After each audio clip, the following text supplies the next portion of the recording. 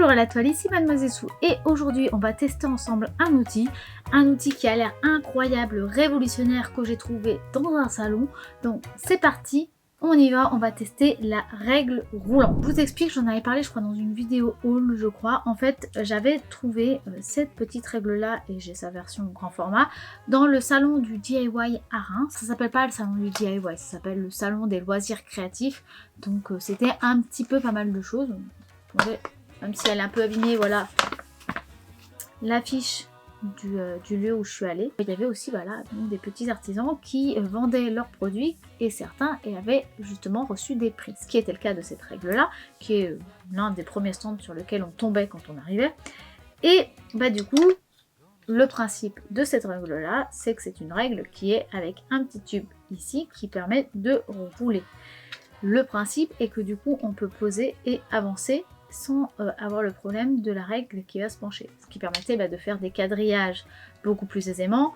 Et en plus, la règle est numérotée pour permettre d'avancer de centimètres ou de millimètres en millimètres pour pouvoir faire des lignes qui sont vraiment ajustées les unes après les autres. Ce qui fait que voilà, si je veux un quadrillage où chaque ligne est à 1 cm, techniquement, apparemment, je peux le faire. Mais également, il y a un petit rapporteur d'intégrer.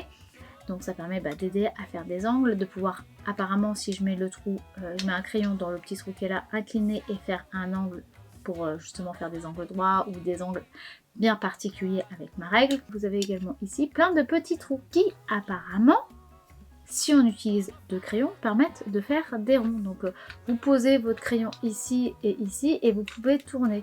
Ou vous le posez là et vous pouvez tourner.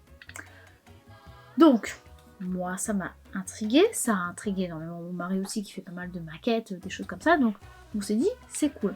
Lui il voulait plutôt la grande et moi je voulais plutôt la petite parce que je cherche désespérément un outil pour faire des ronds. Alors j'ai des règles avec des ronds, déjà tout fait où on a des gros ronds, des petits ronds, des moyens ronds et on a plein de tailles de ronds différents. Ça j'ai, c'est pas la question, oui j'ai.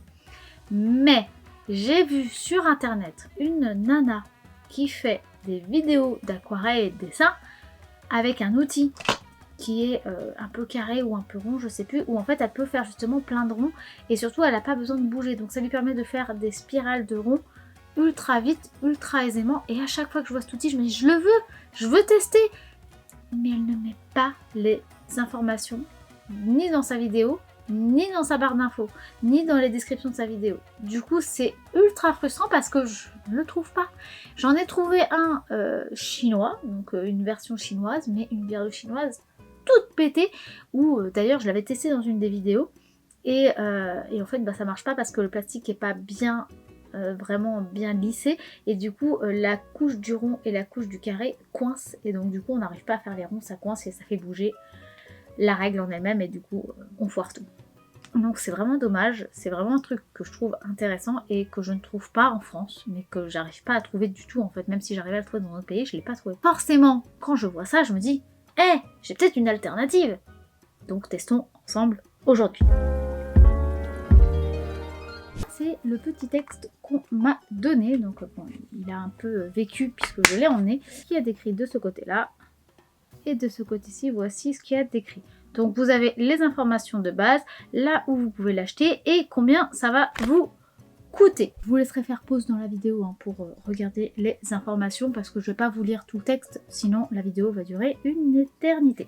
Et on va commencer d'abord avec mon carnet, donc le carnet Hello Art que j'ai eu au Jour des Beaux-Arts comme d'habitude. Et je vais déjà essayer de voir si quand on roule, si ça bouge ou pas. Alors selon les surfaces, des fois ça peut bouger plus facilement. Mais là, sur du papier, franchement, il faut vraiment y aller pour que ça bouge de manière à ce que ça se déplace en fait. Sinon ça reste quand même vraiment bien droit. Pour ce qui est, là maintenant, on va essayer de faire des lignes, mais surtout avec un espace identique à chaque fois en se servant justement de la petite ligne qui fait un effet loupe devant, ce qui n'est pas évident parce que du coup il faut s'incliner d'une certaine manière pour que ce soit toujours la même mesure qu'il y a. Donc on va essayer de voir ça, mais bon, j'essaie de pas trop me mettre devant la caméra pour que vous puissiez voir un petit peu, mais c'est un petit peu délicat, donc c'est pour ça que vous voyez un petit peu ma tête de temps en temps. Donc, par contre, en dehors de ça, le fait de glisser petit à petit, c'est très pratique, ça fait gagner un temps fou et c'est vrai que c'est très très facile à manipuler sur ce point-là en tout cas. Bon, maintenant on va tester avec le réglet et là ça va pas du tout. Donc comme je me suis pas mal reculée pour justement pas mettre ma tête sur la caméra, les traits sont vraiment pas identiques. Il y a des fois 1 à 2 mm d'écart. Alors généralement c'est plus 1 que 2, faut le reconnaître, mais quand même si on veut faire de l'archi ou des choses comme ça, c'est assez problématique d'avoir 1 mm d'écart. Donc j'ai gommé un petit peu et on va tester les ronds en commençant du plus petit au plus grand. Bon les plus petits trous ça marche pas, donc la mine ne rentre même pas dedans, donc on va tailler les mines pour essayer de le faire un peu mieux et faire bien rentrer les mines, mais même comme ça ça marche pas, donc on regomme et on va réessayer une autre technique. Donc on va réessayer en faisant un petit peu plus grand. On va commencer donc du moyen, on fait un rond et là effectivement ça marche mieux, hein. Dès qu'on fait pas trop petit ça marche quand même un peu mieux. C'est quand même un coup de main à prendre parce que c'est pas évident de tourner autour de sa main. Et on va essayer du coup avec un autre crayon. On va voir avec le Critérium si ça marche un peu mieux, si c'est un petit peu plus simple. Et on va essayer de faire encore un peu plus petit. Donc je réouvre ma mine et puis on va essayer ça ensemble. Donc là, cette taille-là, ça marche également avec le Critérium. C'est toujours un petit peu délicat d'aller sur l'autre côté, mais bon, on s'en sort un petit peu. Par contre, plus petit, il n'y a rien n'y fait, même avec le Critérium, j'y arrive pas. Ça coince, ça veut pas avancer, c'est vraiment très très compliqué. Et à part casser mes mines, j'y arrive pas. Donc voilà, donc j'ai cassé ma mine, j'ai fait un point, j'habille mon papier, mais le rond, ça marche vraiment pas. Donc là, j'essaie de faire en tout petit, mais sur le côté, en essayant de pas utiliser le côté rapporteur de la règle. Mais même comme ça bouge, ça coince, c'est pas optimal. J'habille mon papier, je fais des traits ultra forts, bref. C'est pas une réussite, absolument pas. Par contre, plus grand, vraiment plus grand, il n'y a pas de souci, ça marche également. Alors là, on va pas faire un rond entier, vous vous doutez bien vu la taille de mon carnet, mais en plus grand, ça marche également. Donc si vous voulez faire des arrondis, des courbes, ça marche très bien. Là-dessus, j'ai eu aucun souci. Mais par contre, il faut vraiment faire attention parce qu'on casse souvent nos mines de crayon dedans. Alors, là, je vais être minutieuse et je vais donc faire mes lignes sur une feuille blanche à côté pour pas avoir l'épaisseur du carnet, la pliure de la feuille sur le côté. Vraiment une feuille blanche basique. Et je vais vraiment m'appliquer en mettant bien ma tête au même endroit à chaque fois pour être sûre de voir si la mesure est bonne. Donc j'ai accéléré pour pas que vous voyez ma tête non plus pendant 10 minutes. Et là, il n'y a pas de souci. En termes de mesure, si vous mettez vraiment bien comme il faut pour regarder, vous y arrivez, il n'y a pas de souci. On va réessayer les ronds avec un autre outil. Donc là, j'ai essayé un dot tool, le plus fin que j'avais, ça marche pas. Donc je reprends un crayon papier, pas taillé, pour pas casser la mine, ça marche pas. Donc je reprends un crayon taillé, et là ça marche. Mais par contre, du coup, vous allez casser très régulièrement vos mines. Je pense que dès que vous penchez un peu trop le crayon ou vous forcez un peu trop, la mine se cassera.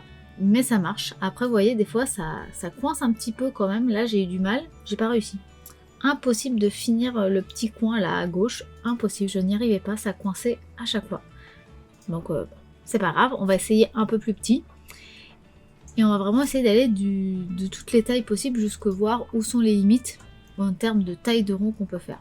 Là par exemple, vous voyez, j'ai aucun souci. Je peux tourner un petit peu ma feuille pour vraiment finir mon côté gauche. Comme ça, on fait vraiment tout le côté. J'ai fait un peu plus petit. Il n'y a pas de souci, ça se fait tout seul. Bon, après, plus petit, c'est reparti, ça marche pas.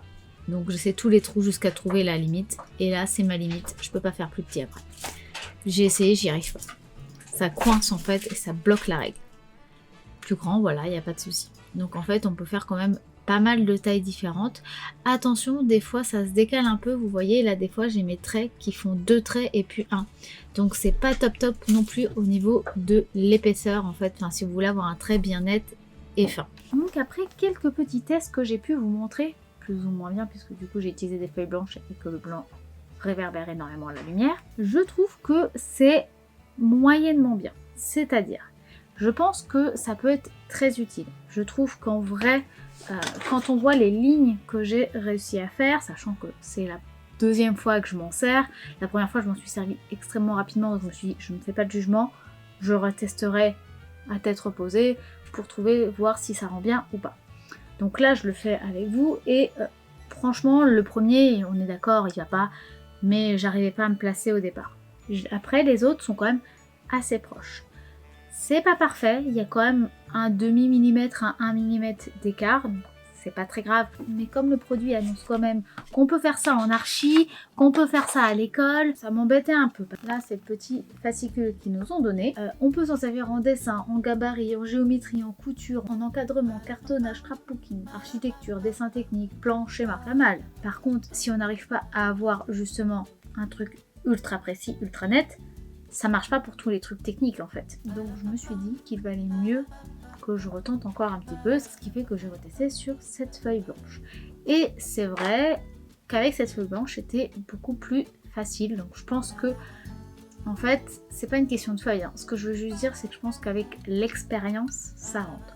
Je pense que c'est comme tout, hein, comme tout outil, comme toute technique, les premières fois c'est pas parfait à 100%. Je pense que ça va venir avec la pratique. Je pense que c'est plus une question d'adaptation et voilà, d'appréhension de l'outil qui fait que pour l'instant c'est pas parfait. Parce que quand on le voyait faire, le monsieur, parce qu'il le faisait devant nous, ça rendait super bien. Donc je pense que voilà, je pense que c'est juste un petit peu de petits trucs comme ça à faire dans le temps, mais je trouve que c'est cool. Pour ce qui est des ronds, alors je suis pas satisfaite. Les lignes, oui. Je trouve juste que ce qui est un peu dommage, c'est la petite ligne qui indique où est-ce qu'on est, la fente qui est là, qui permet de trouver où est-ce qu'on est sur notre millimétrage. Donc nous dire, par exemple, si je suis à 1 cm ou 1 cm, 1 mm, c'est qu'il y a une petite rainure qui permet de faire un effet loupe dès qu'on est sur la bonne ligne. Ce qui permet qu'on se dise, ah là je suis bien à 1 cm et 1 mm. Donc c'est vachement bien, parce que du coup, en fait, s'il y avait eu juste une ligne imprimée, du coup ça cacherait la ligne d'en dessous, et donc du coup on aurait toujours un peu du mal à savoir si on est bien ou pas. Donc, et puis ça risque de s'effacer dans le temps. Donc le fait que ça soit une sorte de petite loupe avec une sorte de creux dans le plastique, etc., c'est vraiment ingénieux. Le truc que je trouve dommage, c'est que du coup, c'est pas forcément évident parce qu'il faut s'incliner d'une certaine manière. Et surtout quand on le fait, des fois, on n'est pas forcément à 100% dedans selon l'inclinaison de notre tête. Donc il faut trouver la bonne inclinaison et ne plus la bouger tout le long qu'on fait nos traits. Si je m'incline un peu trop dans un autre sens, je risque de décaler tout d'un petit peu, pas de grand chose, mais voilà, si je m'incline plusieurs fois selon notre mouvement, ça peut recréer des décalages. Donc je pense que ça c'est un petit truc un peu tricky. Je pense que en vrai, une fois qu'on a pris le coup de main, ça devrait le faire. Mais j'ai quelques réserves sur tout ce qui va être très technique. Je pense que ça sert très bien pour de la couture ou pour du scrapbooking ou pour de la maquette. Je pense que c'est largement suffisant. Mais par exemple, je pense pas que ça remplacera une bonne ligne règle ou un bon vieux rapporteur pour les élèves à l'école ou en architecture. Je pense pas. Pour le reste, je pense que ça peut être un outil super sympa. Je reviens par contre sur mes ronds. J'ai beaucoup de mal à trouver des choses qui rentrent dans les trous. Et quand je vous dis ça, c'est-à-dire que mon crayon à papier ne passe pas bien. J'ai cassé plusieurs mines, j'en ai montré 2 je crois à la caméra, mais en vrai j'en ai cassé pas mal. Les stylos ne rentrent pas dedans, les feutres, certains ne rentrent pas dedans, et comme on a tendance à appuyer, on a tendance à écraser nos feutres, donc je vous avoue que des feutres inutiles, je ne vais même pas chercher à les mettre dedans. Les critériums, ça marche plutôt bien, donc c'est bien pour le critérium, mais moi je vous avoue que voilà, mon idée c'était surtout de pouvoir faire des ronds avec des feutres, par exemple, pour pouvoir justement faire des contours avec un feutre noir directement, pour justement ne pas avoir à faire un trait au crayon à papier, et puis après devoir repasser au feutre délicatement et qu'il n'y ait pas de petits gondolages ou de petits traits, machin. Pour moi, c'était un moyen de me simplifier l'existence pour faire des ronds ou des arrondis faciles avec des feutres ou des crayons de couleur, qui ne sera du coup pas le cas avec ça. Ce qui m'embête un peu de plus, effectivement, j'ai des fois fait 2 traits par zone dans mon cercle parce que des fois ça coince. Je sais pas pourquoi, alors ça coinçait pas mal avec le carnet, mais bon, parce qu'on est sur un support qui est un peu gondolé, tout n'est pas bien lisse. Mais j'essaie avec une feuille blanche et ça me l'a fait également. Je pense encore une fois que ça, c'est plus dû à l'appréhension du matériau et que si je m'entraîne, le problème se réglera de lui-même. Je pense très sincèrement que ça peut se régler de lui-même. Par contre, moi, l'utilisation que j'avais prévu d'en faire, c'est-à-dire de faire des ronds et des arrondis de couleurs, à part si j'achète des mines pour mon critérium de couleurs, je pense que je peux oublier. Ce qui m'embête très fortement. De plus, on peut pas faire de petits ronds. Parce qu'en fait, si je mets mon crayon ici et mon crayon ici, ça coince. Si je le mets ici, ça coince. Donc la taille la plus petite que j'ai réussi à faire, c'est celle-là. En dessous ça, j'ai jamais réussi. Je n'y arrive pas. Alors, peut-être que je m'en sers mal, ça je dis pas, sauf qu'il n'y a aucune explication comme quoi ça peut être un peu difficile et du coup une technique ou quoi. Mon diamètre le plus petit, c'est que 5 cm et demi. Moi, je voulais faire des choses beaucoup plus petites que ça. Je voulais pouvoir faire sur mes illustrations des tout petits arrondis, des tout petits ronds. Là, je peux oublier. Sur leur petit papier, ils disent bien, créative et ludique, la règle roulante permet de tracer très rapidement et facilement toutes les figures géométriques. Pratique, elle se glisse dans votre sacoche et vous suit dans tous vos déplacements. Alors, effectivement, elle est pratique et on peut la déplacer partout parce qu'elle est légère, elle n'est pas grosse, si on prend un petit format, etc. Par contre, tracer très rapidement et facilement, je trouve qu'il faut quand même avoir un certain coup de main pour le faire. En conclusion, quand j'ai vu cette règle la première fois, donc directement sur le stand, je me suis posé la question si c'était pas justement, vous savez, comme les vendeurs qu'on trouve dans les marchés où c'est il est beau mon nouvel outil machin truc muche et puis il nous montre un truc et puis il nous fait une rosace avec une carotte ou des fleurs avec des carottes, enfin vous voyez les trucs avec les cutters, ce genre de choses, ou le dernier blender incroyable machin. Et en vrai, ça change pas la vie, c'est juste parce que la personne qui nous parle a un charisme fou, qu'elle nous parle et qu'on se fait gentiment avoir. À la fin, on a un outil qui est fonctionnel, mais bon, il n'est pas si incroyable que ça. On s'est surtout fait amadouer par le charisme et par le discours de la personne. Quand j'ai vu ce monsieur, c'est la première chose à laquelle j'ai pensé. Après, j'ai vu qu'il avait gagné le concours Lépine en médaille d'or. Le concours Lépine, ça permet de parler des nouvelles inventions. Chaque année, il y a un concours Lépine avec du coup un classement des inventions de l'année. Et il a quand même gagné la médaille d'or. C'était en 1999, ne l'oublions pas. Ce n'était pas en 2020 et quelques. Donc peut-être que c'est également pour ça que je trouve qu'il y a des choses qui auraient pu être améliorées. Parce qu'on parle de quelque chose qui a du coup maintenant 24 ans, 25 ans. Donc peut-être qu'avec le plastique actuel, les moulages actuels, peut-être qu'on pourrait avoir une règle de meilleure facture pour les petits trucs dont je vous parle. Peut-être. Maintenant, j'ai voulu tester parce que, comme je vous dis, je cherche désespérément à trouver des moyens de faire des ronds autres que par les règles où on a les modèles. Parce que j'ai envie de pouvoir le faire sans avoir peur de déraper sur le côté ou de pouvoir tout simplement faire des ronds qui soient à la filée sans avoir à replacer centrement en faisant des traits, des tracés, etc. à la règle avec des millimètres. Voilà, j'ai juste envie d'avoir un outil un peu rapide, un peu simple, efficace, qui fait un peu magique et pour l'instant je ne le trouve pas. En tant que règle, elle est bien, elle sert de règle, il n'y a aucun souci. En termes de pouvoir faire un quadrillage, je trouve que c'est très pratique, je trouve que c'est vraiment bien. Le fait de pouvoir faire des arrondis ou de pouvoir tourner un certain angle pour pouvoir faire des quadrillages un peu en losange ou inclinés avec le rapporteur, je trouve que c'est également une bonne idée. Cet outil-là n'est pas un mauvais outil, c'est pas un outil que je rejette ou que je trouve qui est nul, c'est pas le cas. Je trouve que c'est un bon outil. Comme ça, c'est pas l'outil dont je rêvais au niveau de l'utilisation, mais je trouve que ça marche bien. En termes du roulage, comme ça, parce que je crois pas que je vous l'ai dit, mais en termes de roulage, pour le fait que ça soit une règle roulante et donc du coup que la règle ne tourne pas, très sincèrement, quand on est sur une surface plane et qu'on appuie bien, ça bouge pas. Faut vraiment le vouloir pour le faire bouger. Si on est sur des surfaces un peu plus glissantes, comme sur certains types de tissus par exemple, là ça peut poser un peu plus problème. Donc il faut faire attention à ça parce qu'il parle aussi que ça sert pour la couture et pour par exemple ce qui va être scrapbooking ou pour ce qui est quilting, etc. Faites peut-être un peu attention à ça, ça peut ne pas forcément très très bien marcher, en tout cas tant que vous n'avez pas le coup de main. Après c'est quand même une règle à 15 €. Je précise aussi que si ça coûte aussi cher, c'est aussi parce que c'est un outil qui a été créé par un artisan et que du coup c'est en petite production. Ce n'est pas quelque chose qui est fait par une grande marque et qui va être imprimé et conçu avec énormément de quantité.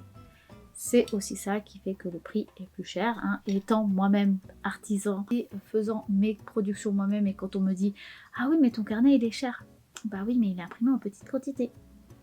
parce que je ne m'appelle pas Hachette, par exemple, pour ne citer que cette marque-là d'édition, et de pouvoir imprimer un livre en 10 000, 20 000 exemplaires, je ne peux pas. Je n'ai pas le budget derrière pour investir ça, et puis je n'ai pas la communauté suffisamment grande pour acheter autant de quantité de livres. C'est exactement la même chose pour cette règle. Alors, à savoir, c'est que depuis je suis allée au Japon et que j'ai trouvé exactement la même règle au même prix, et il y avait du coup différents modèles, dont même un modèle qui était en métal et donc du coup un petit peu plus moderne.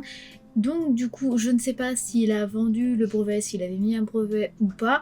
Après, le projet que lui il avait, les produits qu'il avait, c'est quelque chose qui était assez vieux puisque ça date des années 90, donc très certainement que ça a été repris, payé, je ne sais pas, là-dessus je ne suis pas allée fouiller suffisamment, mais tout ça pour dire que malgré tout il y a quand même des nouveautés, des évolutions, et ce produit là qui est maintenant vendu à la chaîne, donc franchement là je trouve que c'est un peu limite d'avoir un produit à la chaîne avec une qualité pareille, parce que ça, je trouve que ça les vaut pas à l'heure actuelle en termes de qualité par rapport au plastique qui coince ou qui casse les mines des crayons.